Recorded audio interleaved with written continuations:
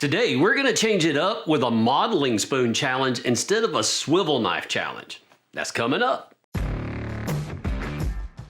Hello everyone, my name is Daniel Reach. This is Weaver Leather Supply. Today, we're going to take the swivel knife challenge, flip it on its head, and turn it into a modeling spoon challenge. Now, ordinarily, when we do one of these, we focus on the swivel knife. That'll be the majority of the project. And then we use the modeling spoon to add a little bit of depth and shading to it. Today, we're going to flip that. We're going to use the swivel knife as little as possible. And we're going to use that modeling spoon to really develop the project. So as always, I've already done the prep steps, so that would be casing, tracing, and taping. So with that, we can go ahead and jump in. With this challenge, there's really very little that actually needs to be cut in. It's pretty much just the hard edges of the horse.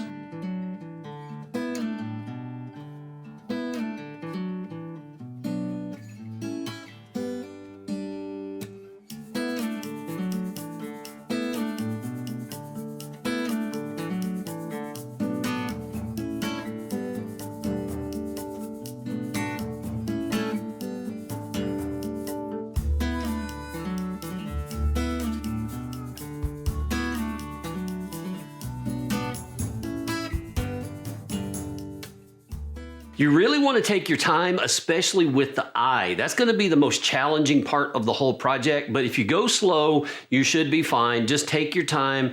And, it doesn't have to be cut super deep. But, take your time, you'll be fine. Now we can go ahead and jump over to the modeling spoon, and we're going to use the edge of a modeling spoon right up against that cut to create the deepest bevel possible. Now, when I say deepest bevel possible, don't go crazy with it. We want to stay within normal realms, the same kind of thing that you would create with a bevel, but we are going to use the edge of the modeling spoon to create that bevel, and we want it to fade as it pulls away from the horse. Now, don't worry if it doesn't fade right away. We can fix that down the line, but you do want to try to get it to fade so you've got less to fix later. With this technique, it's really important to take into consideration where the shadows would naturally fall. That's what's going to tell you which side of the line to bevel.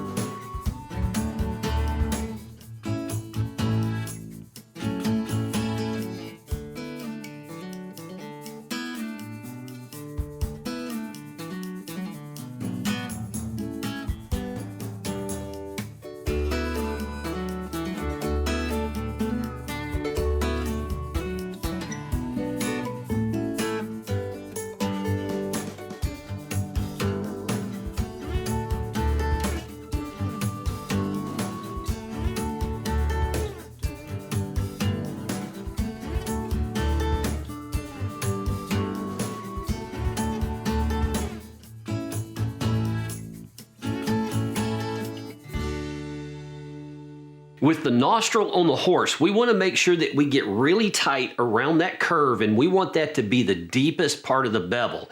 Then we want it to fade as it comes out. Just make sure that you keep that curve along the nostrils. We don't want straight shadows and curved swivel knife cuts.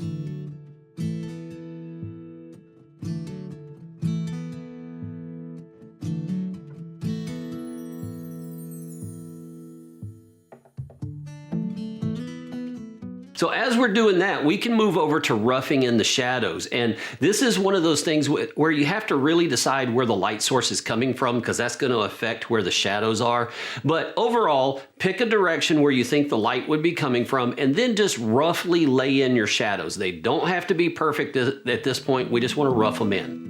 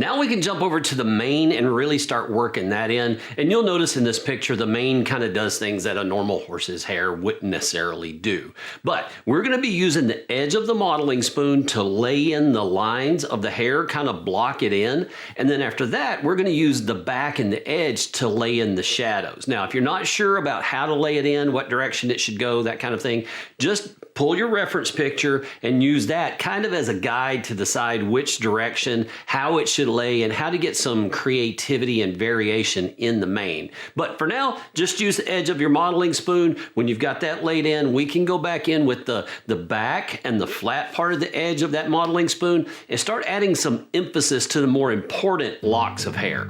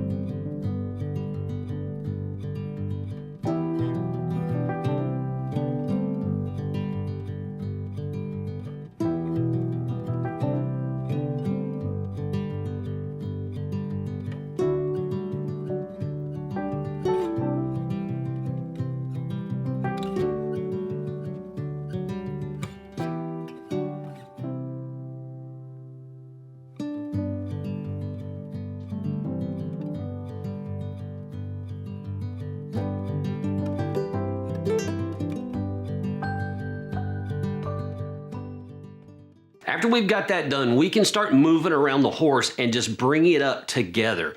For me, it's very rare that I do one aspect of a project and then move over to another aspect of the project and bring it all the way up.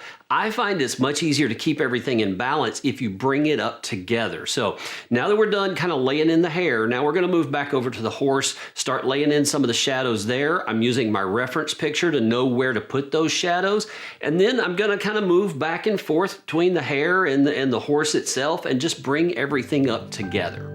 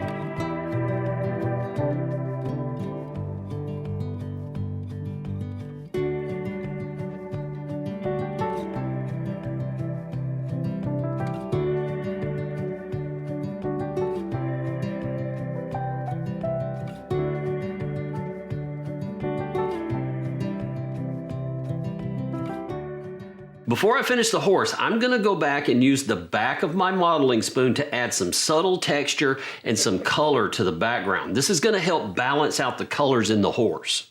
So all I'm doing here is I'm working with the back of the spoon, I'm putting light pressure on it, and I'm working in small random circles. Now, the amount of pressure that you apply to the spoon will depend on how much moisture you have in the leather, how fully or thoroughly it's cased. So if it's getting more towards the dry side, you're probably going to have to put a little more pressure on it. If it's cased correctly, it's not going to take much at all. And this is going to add a nice mottled texture, very subtle to that background, and help balance out the horse. You can actually use that same backgrounding technique on the horse if you want to give the coat a little bit of a mottled effect.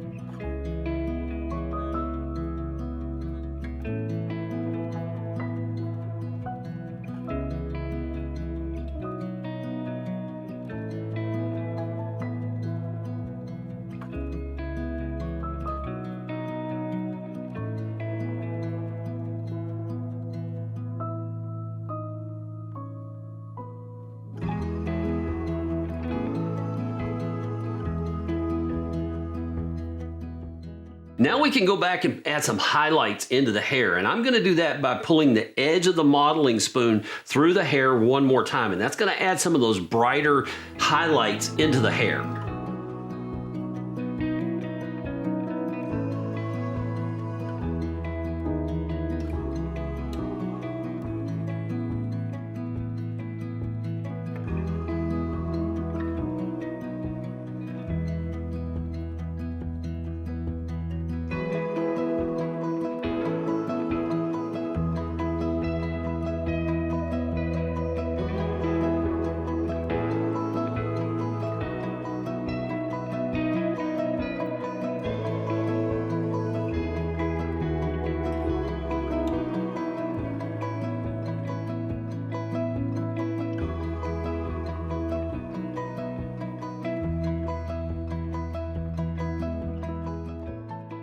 A big thing here to mention is that long hair doesn't flow all the same direction. It's not like wood grain. It doesn't all run the same way. That's going to end up giving it a very static, plastic look. And we want the hair to kind of flow in a variety of directions. Just follow your reference picture.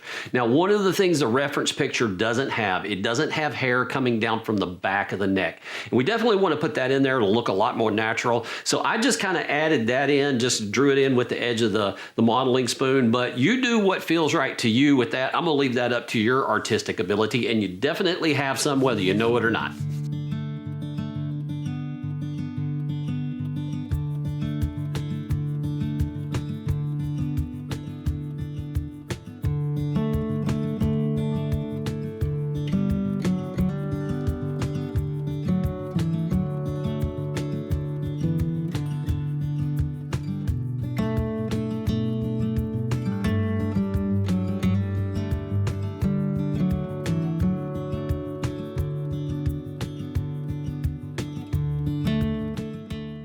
Well, that's going to do it for this video. I will see you in the next one. In the meantime, go make something amazing.